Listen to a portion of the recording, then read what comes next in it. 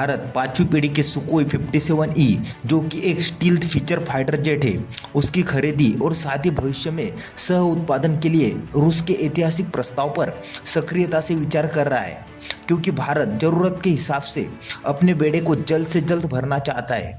सूत्रों के अनुसार फिलहाल भारत F-35 की खरीदी के बारे में सोच नहीं रहा। वही दूसरी ओर देखें तो भारत रूस के साथ सदियों से अच्छे संबंध चले आ रहे, फिर चाहे वो रक्षा समझौता हो या फिर ट्रेडिंग रिलेटेड कोई मसला हो, उसी के चलते सुकोई 57E मॉडल की खरीदी हो या फिर सह उत्पादन, दोनों भारत के लिए आसान है। रूस ने लड़ाकू विमान के स्रोत कोड तक पहुंच सहित संपूर्ण प्रौद्योगिकी हस्तांतरण का भी वादा किया है। इससे भारत को विमान को पूरी तरह से अनुकूलित करने, AESA रडार, उन्नत एवियोनिक्स और देशी हथियार जैसे स्वदेशी प्रणालियों को एकीकृत करने और यहाँ तक कि इसके परिचालन सॉफ्टवेयर को इच्छानुसार बदलने की अनुमति मिलेगी। इस तरह का गहन स्थानीयकरण सरकार की मेक इन इंडिया पहल और व्यापक आत्मनिर्भर भारत दृष्टिकोण के साथ निकटता से जुड़ा हुआ है।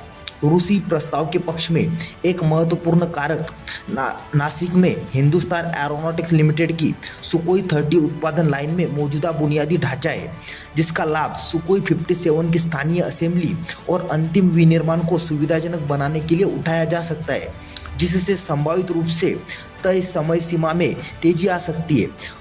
उसी के अलावा प्रस्ताव में भारतीय आवश्यकताओं के अनुरूप संयुक्त उत्पादन सुविधाओं और विन्यास परिवर्तनों का भी संभावना शामिल है। इस कदम के पीछे की तात्कालिकता इस बात से स्पष्ट होती है कि भारतीय वायुसेना के पास इस समय केवल 31 लड़ाकू स्क्वाड्रन है, जो स्वीकृत संख्या 42 से काफ़ी कम है, और यह ऐसे समय में हो रहा है जब चीन ने पिछले दशक में 435 से अधिक लड़ाकू और जमीनी हमलावर विमान जोड़े, जबकि भारत ने 151 खो दिए।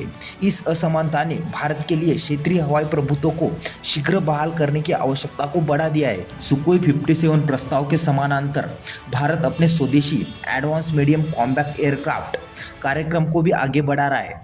रक्षा मंत्रालय अगले सप्ताह AMCA के लिए प्रस्ताव के लिए अनुरोध जारी करने वाला है।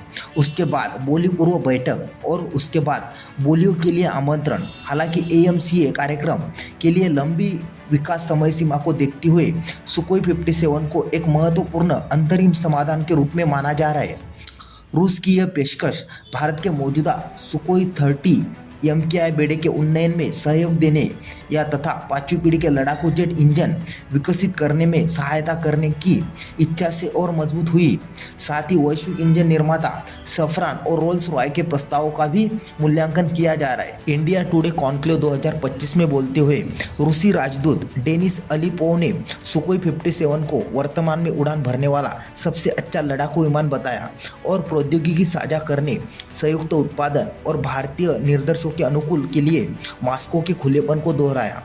रूसी सुकोई 57 प्रस्ताव पर भारत का विचार एक रणनीतिक 3 आयामी दृष्टिकोण को दर्शाता है।